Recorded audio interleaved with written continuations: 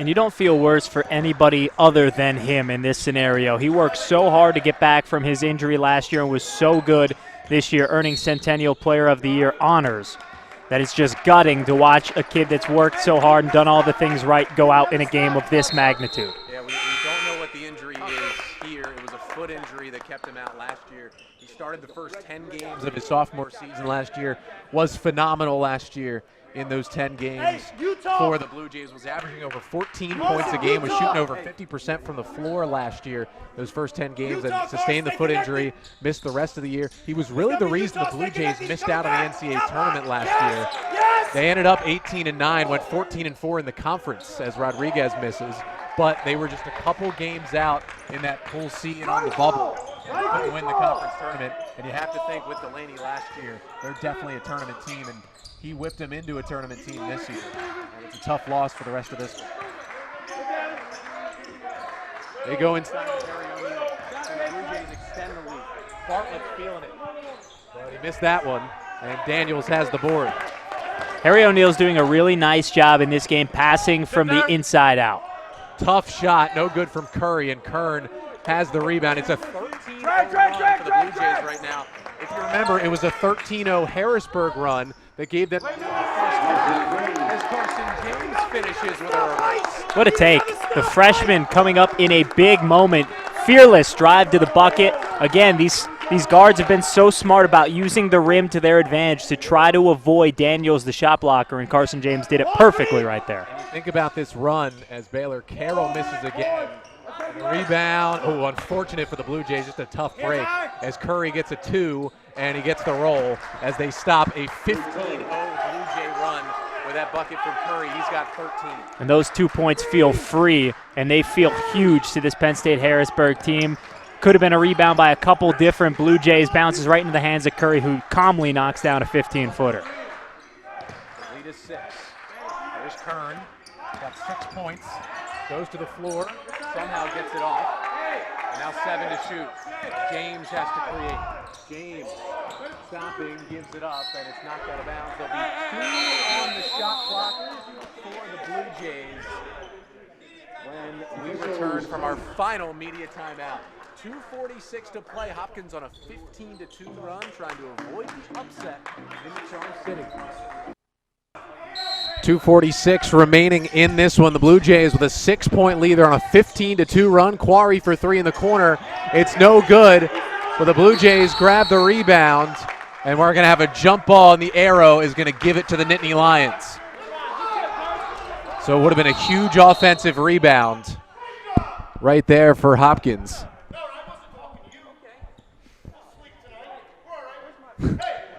Don Friday let his team know that they're going to sleep tonight. I would hope so. As the referees can come to the table for a quick sec here, I believe, to maybe talk possession arrow. As I think that's correct. It should be Penn State Harrisburg ball here. And maybe they're looking at the clock. They just put a couple seconds back on. To be honest with you, I'm not sure I've heard that one before. We'll sleep tonight. It is his day, Don Friday. I knew you were waiting for that one. 6-point game, and Connor pulls out a pun in the NCAA tournament with 2 minutes left. Never a doubt. Danye Baylor Carroll, can he get his team back even in this one? He's been fantastic so far, but he's missed his last few shots. Instead, Rodriguez, and again, Penn State Harrisburg, they've gone a little cold lately. Baylor Carroll pulls up, got the 3.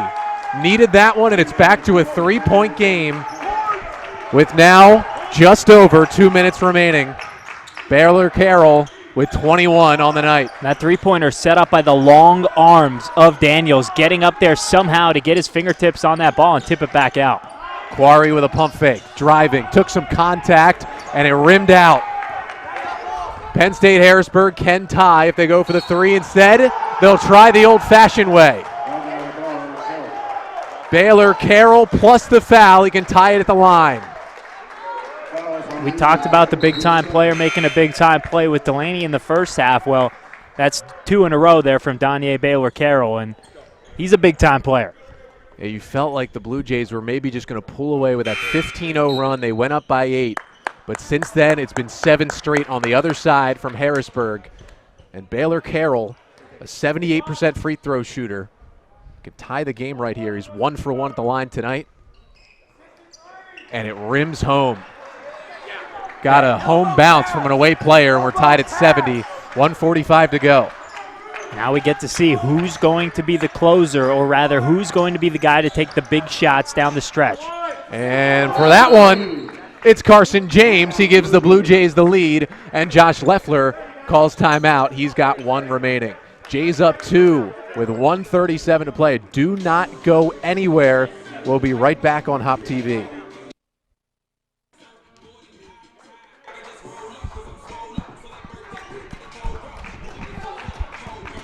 Connor Newcomb, Jeff Jazeski with you on Hop TV. Blue Jays 72, Nittany Lions 70. Just over 90 seconds remaining in this NCAA Tournament first round matchup. The winner will take on Yeshiva tomorrow night around 8:45 here in Goldfarb Gymnasium. Yeshiva with a convincing 102-78 win over WPI earlier today. Zachary Scott was open for the 3, but not much of a three-point shooter. He passed it up. Baylor Carroll driving. Goes inside. Bartlett affected the shot, and Nake has the board. He didn't get the block, but he did enough as Baylor Carroll misses, and Carson James will bring it across for the Blue Jays. It's just elite athleticism there from Ethan Bartlett, a guy who shows it in track and field as well, but he can really get up. Under a minute to play in this one. Nake down low against the shot blocker. Got him in the air, laid it up, got the foul call. It was a little late from our referee here on the near side. 3rd personal on Dylan Daniels, the leading shot blocker in the nation. And I got to say, if I'm Daniels, I'm probably in disbelief as well. If he whistles it immediately, you can argue it's a foul, but that was a pretty late whistle for this point in the game. Yeah, it was kind of like he waited till the ball rolled off the rim and realized that it wasn't going down. Nake rims out on the first one. Chid, the sophomore from Manchester, Maryland, and Loyola Blakefield High School, now 18 for 29 at the free throw line this season. So it hasn't been his best spot. He really doesn't get there a whole bunch. Needs to get this second one, and he does. Extends it to a 3-point Blue Jay lead, but still just 1 possession. You got to think this guy, Donye Baylor Carroll, with 24 points, is going to take the shot here. Should I be like every other analyst and tell you don't need the 3 yet? You can do that. I won't. Carson James on him, stepping back, 4-3, got fouled, missed the shot, but he's going to get 3 free throws. And they're going to give him 3 shots. It did look like on the step back that Baylor Carroll just got his foot behind the line, and he's so tough to guard on that step back.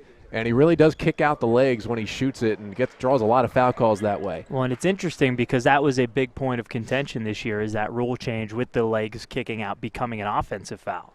So he gets the first one, needs all 3 to tie it.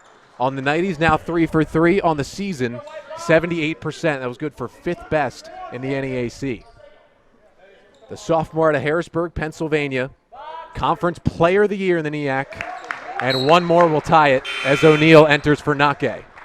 So the shot clock will be on if he does make this and the Blue Jays get the ball with the game tied. And they can't take the last shot. And the thing and the benefit of Penn State Harrisburg also, they only have 4 fouls. So if they get beat, they can grab and foul and make sure that Johns Hopkins has to work for whatever they get on this end. He hits all 3, and we're tied again at 73. Leffler has 1 timeout, and the Blue Jay head coach is going to use it. 33.3 to go. What can Josh Leffler draw up without his Conference Player of the Year to get the ball to? We'll see when we come back. 33.3 seconds to play. We're tied at 73. Here at Goldfarb Gymnasium, neither team has a timeout remaining. It's Blue Jay ball. There's 26 on the shot clock. And again, Penn State Harrisburg, only 4 team fouls, so they have a few to give. The possession arrow, if it comes into play, does favor Johns Hopkins. Carson James will start with the basketball. He goes right to the rim, almost threw it away. O'Neal got it. Now Quarry tries a 3. It's well short. Bartlett going for the rebound, and Baylor Carroll has it. Now the shot clock is off. And I don't think this guy's passing it up. To pull the upset and play Cinderella in the first round in Baltimore, Donye Baylor Carroll, he gives it up. Scott drives baseline, lost it. Quarry's got it, but he stepped on the baseline. He had James streaking down the court, and with 3.7, Penn State Harrisburg will inbound. Again, remember, nobody has any timeouts, and there is 7 fouls against the Blue Jays, so a foul would send the Nittany Lions to the line. Here we go. Scott will inbound. Looking for Daniels. Instead, Baylor Carroll. Baylor Carroll for the win. It rims out. Tip no good. And we're headed to overtime at Goldfarb Gymnasium. Jeff, this has been a heck of a game so far. Yes, it has, and we get free basketball here. So we're going to get a free 5 minutes and maybe more with the way this one's gone. 73-all, Penn State Harrisburg trying to pull the upset. If they do, they'll have to do it in the extra period when we come back on Hop TV. 40 minutes of basketball was not enough from Goldfarb Gymnasium to decide a winner in the NCAA first round between number 6 Johns Hopkins and Penn State Harrisburg. Tied at 73 as we head to the extra period. Connor Newcomb alongside Jeff Jazeski here on Hop TV. And Jeff, what a second half that was. The Blue Jays trailed by 7 at the break. They lost Connor Delaney to injury. He will not return to this game. They make up the deficit. They went up by as many as 8. And then the Nittany Lions responded and got this game to OT. What a ride this game has been, an emotional roller coaster for both of these teams. So many runs, so many highs and lows, and just 40 minutes just wasn't enough. And when you play with your season on the line, every touch, every possession is huge. Baylor Carroll stepping back, so good at that shot, but he missed it, and the rebound poked around. Nobody's got it. Bartlett falling down. James hits the deck. It's Hopkins' ball. I think that touched every player on the court before it went out of bounds. That was some serious ping-ponging around the floor like playing hot potato as they were diving all over the floor. But you love, on both sides, you love to see that effort at this point in the game. They know everything is on the line in this final 4:31 of this overtime period. And you just love to see the effort on both sides diving for that loose ball. And to kind of reset it in overtime, 17 fouls against the Blue Jays right now, 4 against Penn State Harrisburg. Each team has 1 timeout to use, and the possession arrow currently favors the Blue Jays. So first possession of the extra period for Hopkins. James gives off to O'Neal, to the corner for Quarry. Got his man in the air, went to the rim and laid it in. Blue Jays on top. They score first in this extra period of basketball. Beautiful shot fake from the corner for Quarry. Got his man up in the air, had a clear lane to drive, and he's been able to finish all game long. Tom Quarry with 25 now, as Baylor Carroll on the other end has 27. Here's Curry with 9 to shoot. Pass tipped. Daniels picks it up. Scott, and he dribbled it off Kern's foot. 1 to shoot. Daniels heaves, and it hit the shot clock. And that is a shot clock violation, and he made sure the shot clock knew it. Yeah, and that was one where I think if Kern stayed on his feet, he had a steal there. But, you know, the hustle in him, let it all out, dove for that one. He just didn't have enough slide on the floor to get to that ball. The way Daniels has shot the ball today, though, thought that might have gone in. He's got 14 points and 10 rebounds. I'm sure there was some nerves there as that ball was in the air on the Hopkins side. James with a bullet pass inside. It'll stay on this end with 16 to shoot for the Blue Jays. Daniels, he gets that miss. You hate to have that miss on your stat line, but officially 6 for 11 from the floor and 2 out of 4 from 3.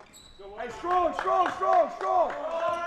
Carson James has played really well in the absence of Delaney. Oh, what a pass to O'Neal, but he had it swatted. And then Bartlett threw it away. Daniels again, the leading blocks man in the country, gets another. And once again, it's elite anticipation from Dylan Daniels. Baylor Carroll inside. Quarry fouled him, and the bucket's good. On Tom Quarry, his 3rd personal. Right now for the Blue Jays, only one guy has 4. It's Carson James. On the other side, nobody has 4. 3 for Dylan Daniels in the Harrisburg box score. It's Baylor Carroll looking to complete the three-point play, put his team back on top. And he missed it. Can't give Penn State Harrisburg their first lead since it was 62-61 late in the second half.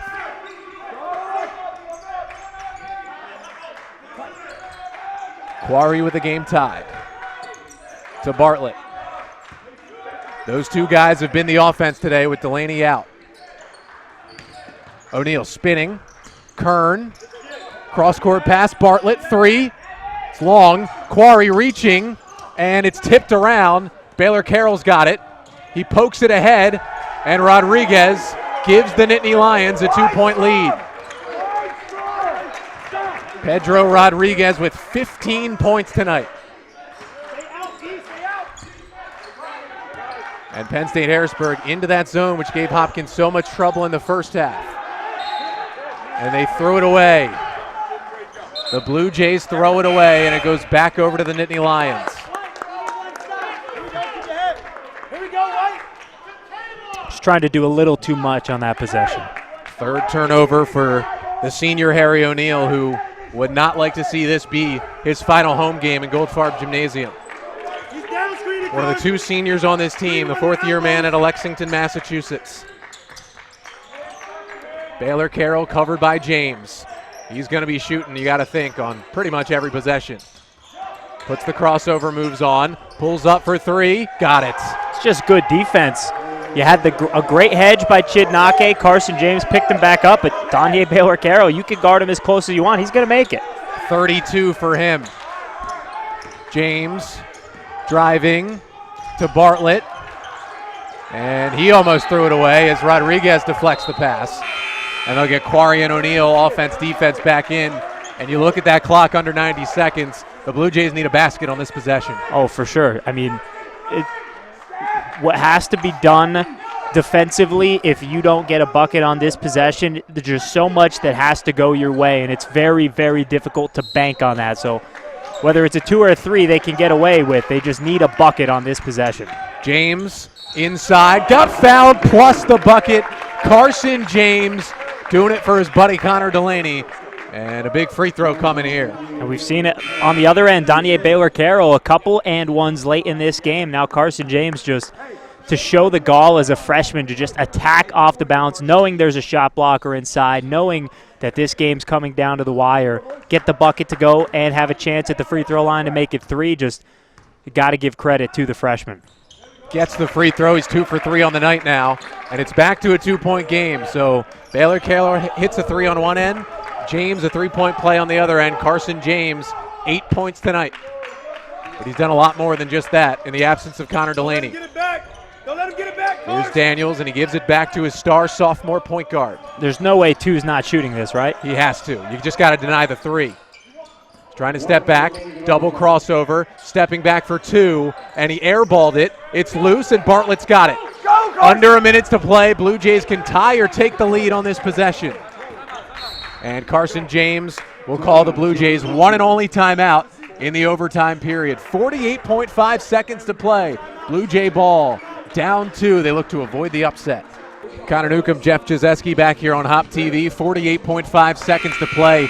It's Blue Jay ball trailing 80-78 on their home floor, looking to avoid a first-round upset here in the NCAA Tournament for the Blue Jays.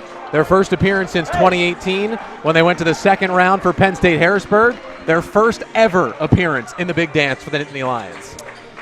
If you're Johns Hopkins here, it's not a necessity because you obviously have to focus on getting the best shot possible. But if you get a shot in the first 18 seconds here, you can, kind of guarantee, maybe the first 15 seconds, you can guarantee yourself a chance no matter what happens on the other end to get another shot. They go into Carson James out of the timeout. James to his right, turns around. O'Neal, he's got a 3. And it won't fall. Quarry going in for the rebound. He's got it. Bartlett goes up, and it goes. We're tied at 80. Ethan Bartlett stole that ball right out of the hands of Tom Quarry. I don't think they realized that they were the ones fighting for that rebound, but luckily for them, there's no travel, and Ethan Bartlett gets the shot up. 22 for Bartlett. There's about a 4-second difference between game and shot clock, and Don Friday is going to call the timeout. We're going to stay here with you.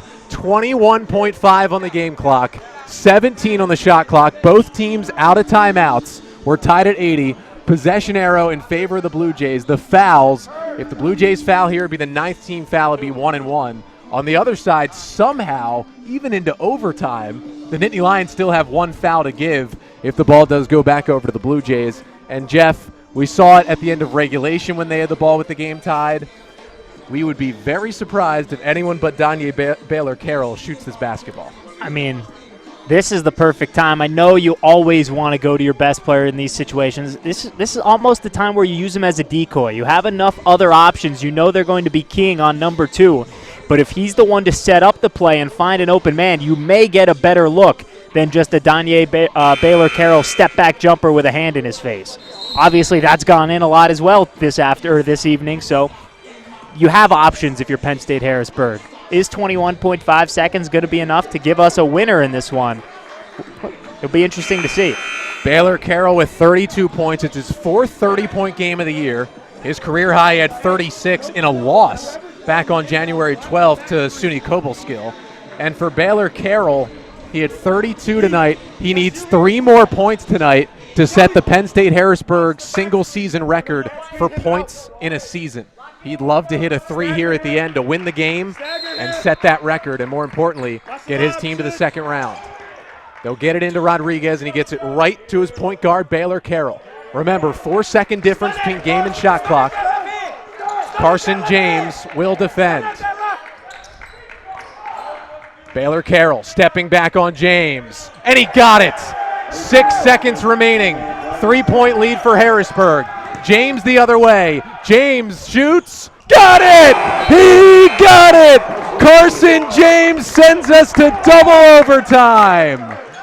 What a game in Baltimore. You're not going to see a better game in college hoops this season.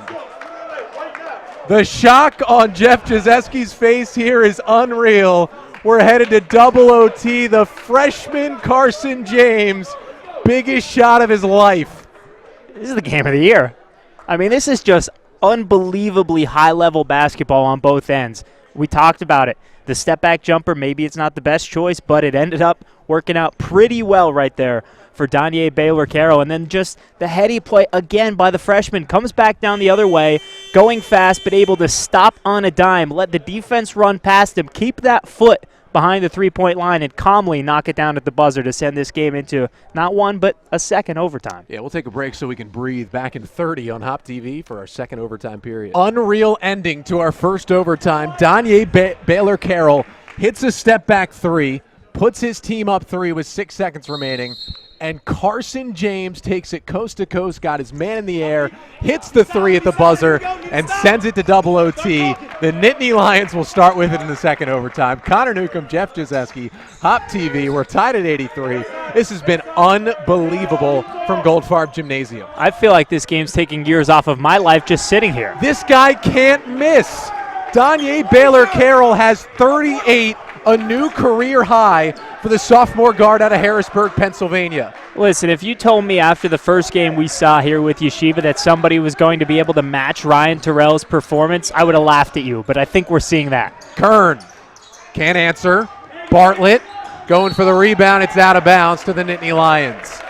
Remember, Ryan Terrell had 41 in Yeshiva's 24-point win over WPI. Seems like ages ago. It was earlier this afternoon to advance to the second round tomorrow. And Terrell, a lot of his shots were open looks, and he kind of made it look effortless because he just didn't miss. But, man, Baylor-Carroll is working hard, and the shots just keep falling. You got to just D him up. I mean, you got to be right in his pocket at this point. Baylor-Carroll around James to the rim, and he missed the layup short. Lucky break for the Blue Jays. You might be better off letting him drive. He's missed more layups than he has step-back threes. Blue Jays down 3. James, O'Neal through the zone, and he turned it over. Not a good possession there from the Jays. 2 possessions that haven't been so great to start double overtime. And they're the ones you just cannot have at this part of the game. Curry, Scott. Baylor-Carroll hasn't touched it yet. There he is. James, you just got to deny the 3 if you're Carson James. Bartlett switches onto him, and there's a foul. It's the 9th team foul on the Blue Jays, and it's 1-1 for Danye Baylor-Carroll. He will go to the line to try and make it 40 tonight if he can hit both. And on Ethan Bartlett, he just picked up his 4th personal. That's him and Carson James now with 4 apiece, and both of them have been tasked with switching on and off of Danye Baylor-Carroll. So he's going to get 2 free throws where he's knocked them down tonight. Been good at the line as well. 1-1. Hits the first. Makes it a 2-possession game. He's now 6 for 7 at the free throw line in this one. 39 points for Baylor-Carroll. Continues to extend his career high. I mean, early in this game, he made it 17 straight games in double figures. This is his 4th 30-point game, and now his first 40-point game of his career. And his team has a 5-point lead with 3 minutes to go in double overtime. Hop needs a bucket. They go to Carson James. He almost threw it away. Bartlett inside. He almost threw it away. Now 10 to shoot. James goes to the shot blocker, and he'll get 2 shots. That's going to be 4 on Daniels. So something to think about. Top shot blocker in the nation. Dylan Daniels just picked up his 4th. He is the first guy with 4 for Harrisburg. For the Blue Jays, as you mentioned, Bartlett and James have 4, and Tom Quarry has 3. Nobody even with 3 for Penn State Harrisburg. It's just Daniels with the 4. As James misses the first free throw. Carson at the line tonight, now 2 for 4. Can't really fault him because he's hit the biggest shot of the year for the Blue Jays, and it surpasses Connor Delaney's shot at this point from last Saturday. It's up there. As he gets 1 of 2, and it's a 4-point game. First point of OT for the Blue Jays. I mean, that one was great to get the conference title and end Swarthmore's unbeaten season, but this is 4-year season as James hit it. They go out to Scott. Hopkins is best served when Baylor-Carroll doesn't have the ball, as Scott got blocked, and somehow Rodriguez got it. Baylor-Carroll open. He's fouled, and he'll get 3 more free throws. Just can't foul 3-point shooter, and Harry O'Neal came flying out. Everything got discombobulated with the ball being ripped out of the hands of Joey Kern by Rodriguez. And kick out to Baylor-Carroll, and a foul comes with Harry O'Neal. And he continues to kind of kick out those legs on the threes, and the referees aren't calling it.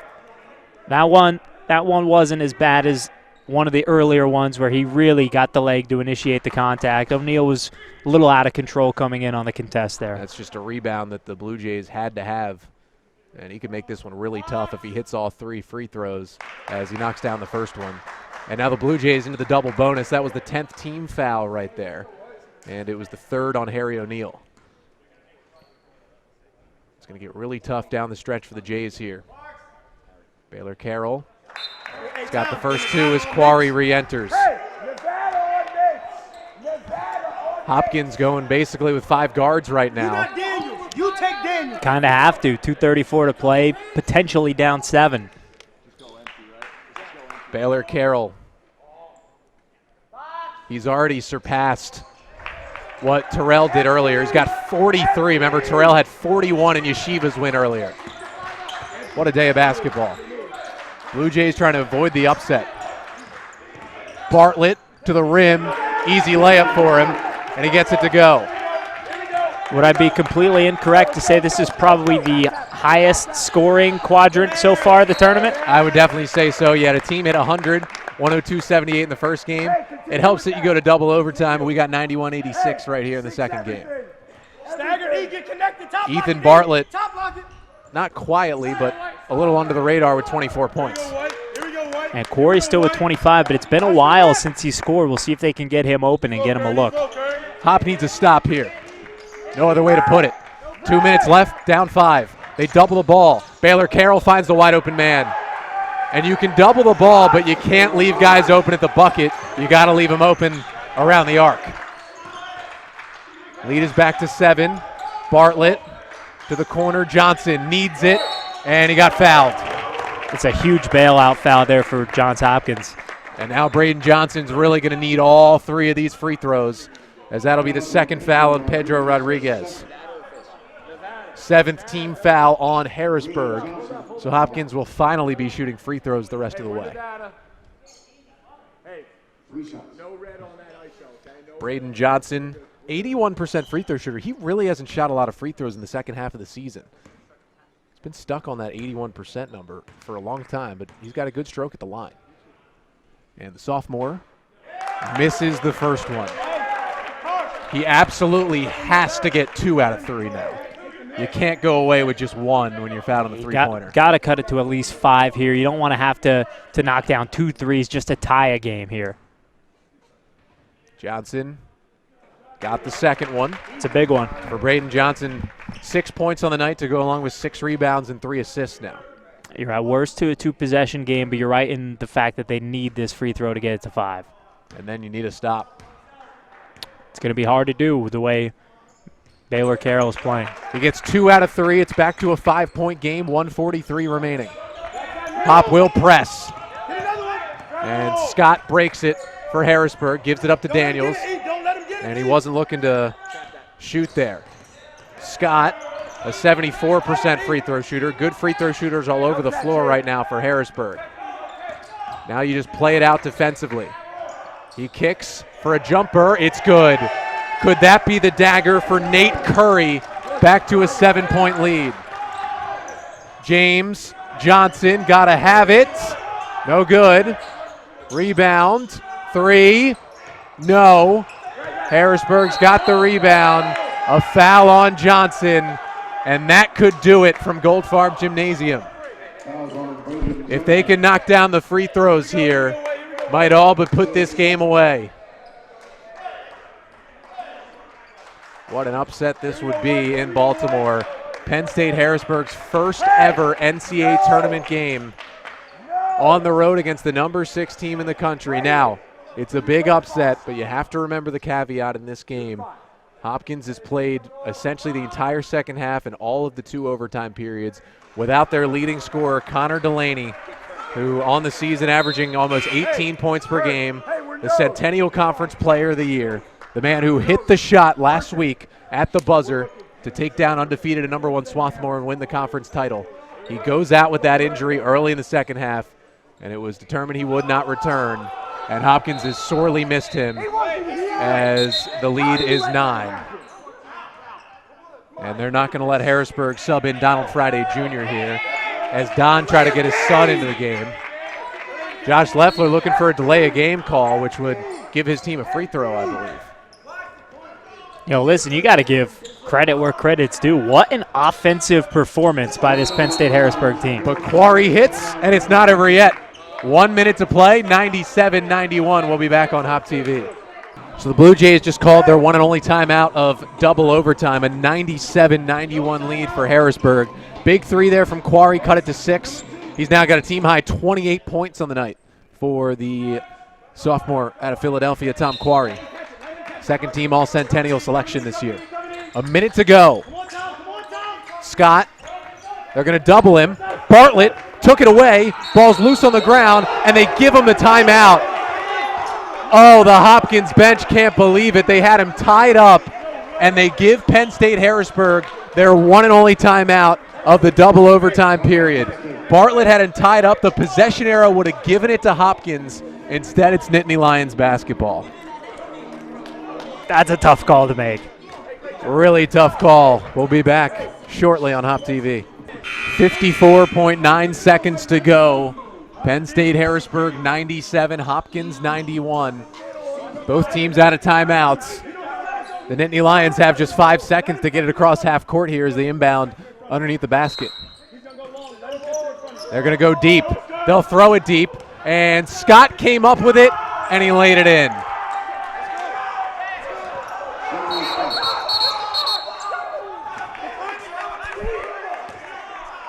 And we've got a stoppage here.